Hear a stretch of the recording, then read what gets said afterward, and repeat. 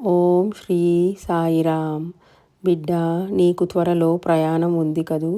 ఆ ప్రయాణం ఎలా జరుగుతుందో అని నీ మనసంతా ఆందోళనగా ఉంది. బాధపడకు. నీ మనసులో ఉన్న ప్రశ్నలన్నింటికీ నేను సమాధానము తీసుకుని వచ్చాను.